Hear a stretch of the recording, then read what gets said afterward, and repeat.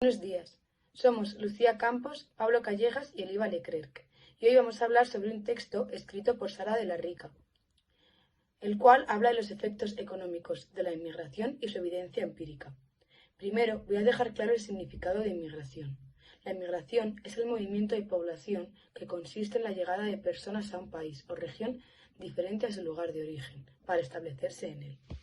Y dicho movimiento genera cambios en el país afectado, como puede ser el factor trabajo y el factor de producción, alterando así el mercado, y es aquí cuando se genera debate sobre la inmigración. En el texto pone el ejemplo del trabajador, para el cual el inmigrante supone una competencia directa, por lo que tiende a mostrar cierto rechazo, mientras que los que ofrecen el trabajo muestran la opinión contraria. Pero hay que mirar a los inmigrantes desde más puntos de vista, no solo desde uno, ya que la llegada de nueva población y el aumento de la misma provoca que suba la demanda, debido a que los inmigrantes también tienen la necesidad de consumir. La inmigración aporta cosas positivas al país o a la región a la que llegan, como nuevos conocimientos o diversidad cultural, pero estas cosas positivas se pueden volver negativas, debido a que la convivencia de personas que provienen de culturas distintas a menudo genera roces entre la población. Respecto al impacto económico, la mayoría de economistas se ponen de acuerdo. Su punto de vista es positivo, pero la autora cita economistas de prestigio para poner en duda los efectos positivos de los flujos migratorios recientes para Estados Unidos, mayormente de origen hispano, alegando que el nivel de competencia ha disminuido en los últimos años. A pesar de esto, la conclusión es que los economistas ven favorable la inmigración, mientras que la mayoría de la población receptora tiende a pensar de otra forma.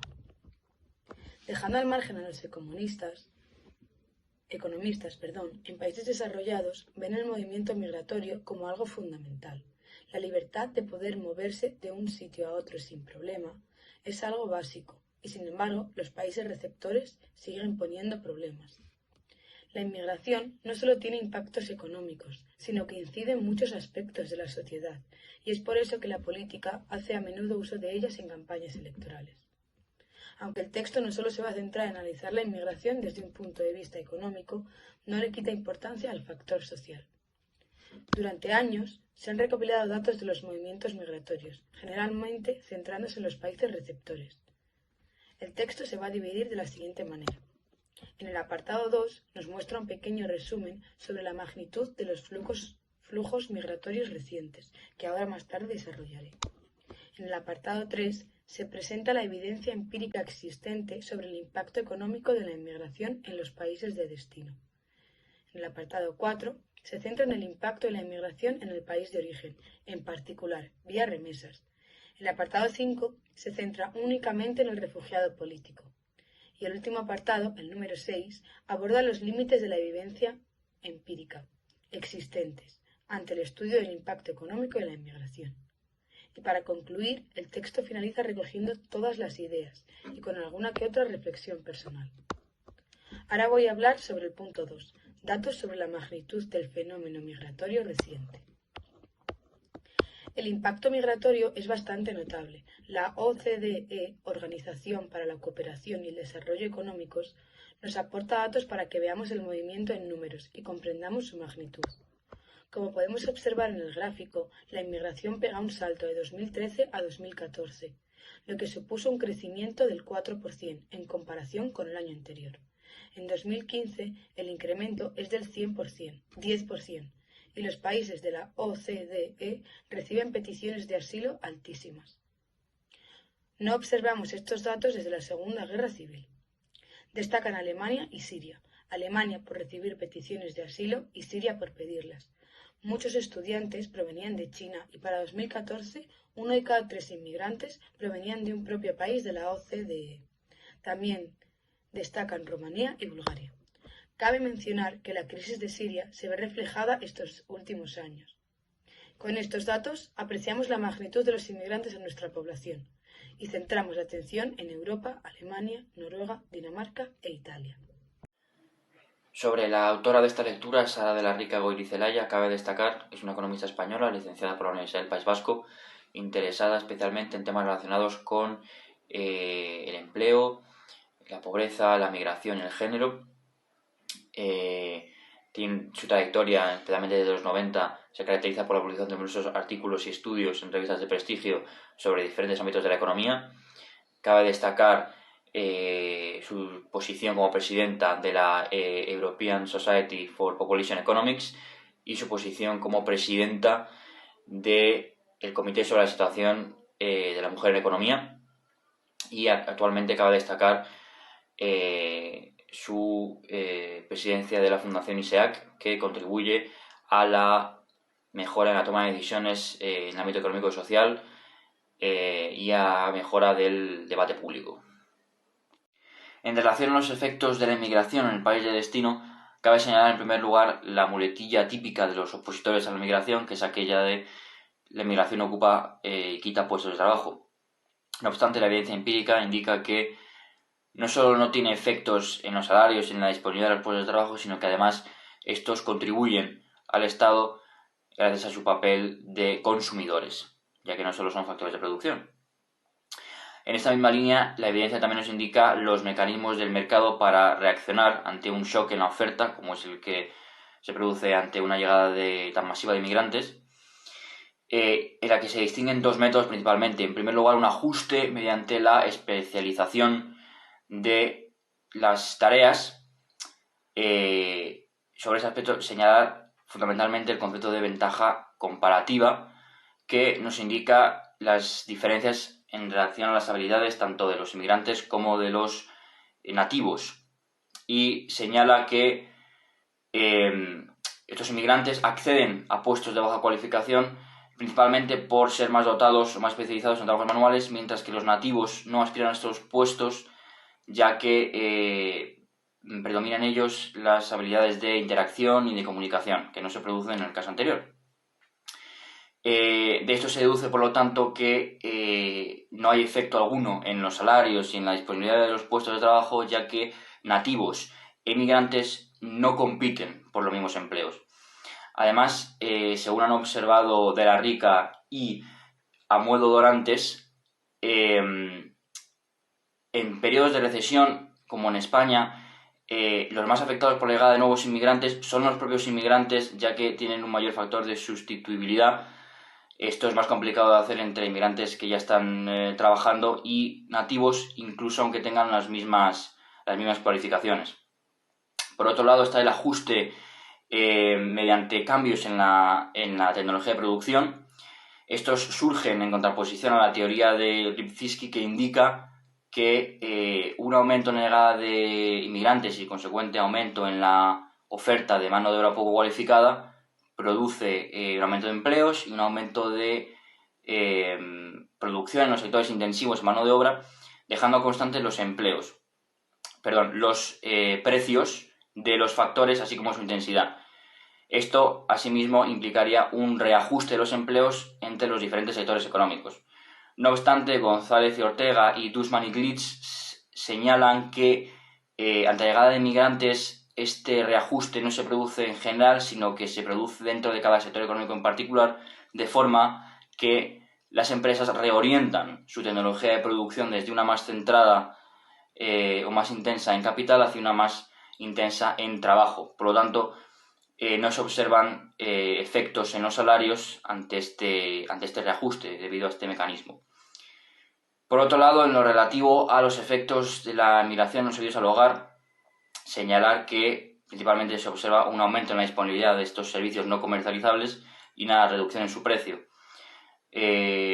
Fundamentalmente se ha observado que las mujeres cualificadas han podido disponer de más horas para sus puestos de trabajo, reduciendo consecuentemente el tiempo dedicado al hogar.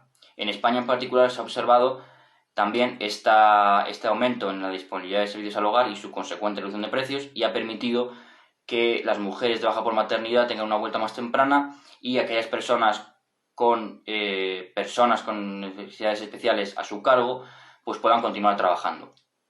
En lo referente a la atracción de talento extranjero, cabe señalar la existencia de este pequeño segmento de inmigrantes altamente cualificados, y su importancia aquí radica en que es interesante para Europa desarrollar, y de hecho ya está desarrollando, estos mecanismos de atracción para extranjeros cualificados ya que van a ser necesarios para hacer frente a los retos del futuro, como la robotización o la digitalización. Un ejemplo de esto es la tarjeta azul europea, aprobada en diciembre de 2011, que facilitaba permisos de residencia, permisos de trabajo y de reencuentro familiar a personas extranjeras altamente cualificadas procedentes de terceros países. Y por último, en lo relativo a los efectos fiscales de la inmigración, pues cabe señalar que, si bien es cierto que la llegada de migrantes y un aumento en la llegada de migrantes puede derivar en un mayor gasto público debido al uso de estos inmigrantes de los diferentes servicios del Estado, también no podemos olvidarnos, primero, como habíamos mencionado antes, de su papel como consumidores y además de sus contribuciones derivadas de las cotizaciones que se producen gracias a sus contrataciones. Además, el factor de la juventud también es importante tenerlo en cuenta, porque esto permite que no hagan un uso de otros servicios del Estado, como por ejemplo es el caso de los servicios de salud. En definitiva, los inmigrantes contribuyen al esfuerzo fiscal para preservar nuestro estado de bienestar. A continuación voy a explicar los efectos de la inmigración sobre los países de origen. Nos vamos a centrar principalmente en el análisis de las remesas, apoyándonos en algunos indicadores económicos. Para empezar, las remesas son una transferencia de dinero que hacen los inmigrantes hacia sus familias en los países de origen, y desde un punto de vista macroeconómico constituyen una fuente muy importante de desarrollo financiero para los países pobres. Los flujos de remesas mundiales constituyen una gran parte de los flujos financieros internacionales y equivalen aproximadamente al 65% de las inversiones directas al extranjero. En los países pobres, las remesas constituyen una gran parte de la riqueza del país, como por ejemplo en Tayikistán, donde las remesas representan casi 35% del PIB total. Veremos ahora cuáles son los impactos de estas remesas sobre los países que las reciben. Uno de los efectos directos de las remesas son el incremento de la renta de los hogares perceptores de las mismas, y se puede unir también a este efecto otros efectos indirectos, como pueden ser el aumento del salario de reserva de las personas o el cambio de comportamiento frente al mercado.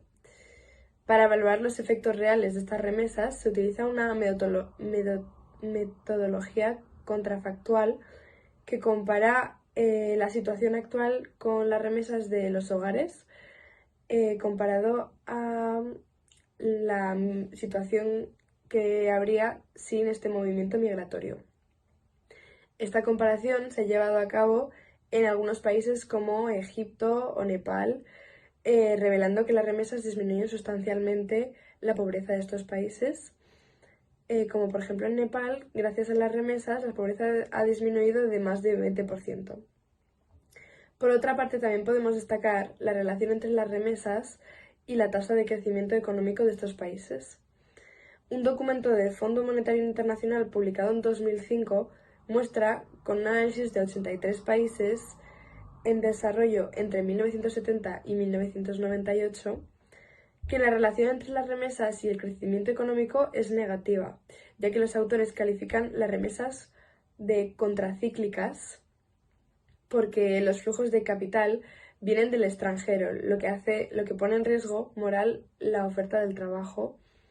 En otras palabras, más o menos, significa que las remesas no fomentan el trabajo en el país de origen y sirven entonces principalmente a paliar la pobreza de estos hogares. Vamos ahora a hablar de la acogida de refugiados y de sus efectos económicos. Según la Convención del Refugiado de 1951, las personas que demandan asilo en otro país suele ser porque están huyendo de una persecución o de un conflicto en el país de origen. Según los acuerdos de Dublín de la Unión Europea en 1990, se exige a todos los demandantes de asilo que pidan asilo en cuanto entren en el primer país de la Unión Europea. Lo que ha creado así un mecanismo un poco caótico, ya que según el artículo 14 de la Declaración Universal de los Derechos Humanos de 1948, todo el mundo tiene derecho a asilo. Y nos encontramos así con una gran disparidad entre los países, debido a que, aunque haya una política común a toda la Unión Europea, cada país ha ido aplicando sus medidas nacionales que endurecen los requisitos. Tenemos así, por un lado, a países como Bulgaria, que tienen un 90% de peticiones favorables, y otros países como Polonia, que tienen una tasa de rechazo de más del 80%. Hoy en día la mayoría de países de la Unión Europea no están a favor de las llegadas sustanciales de refugiados, debido a que eso supone un coste muy elevado para ellos. Pero al contrario, los países vecinos, como pueden ser Turquía o Líbano, acogen actualmente a casi 3 millones de refugiados.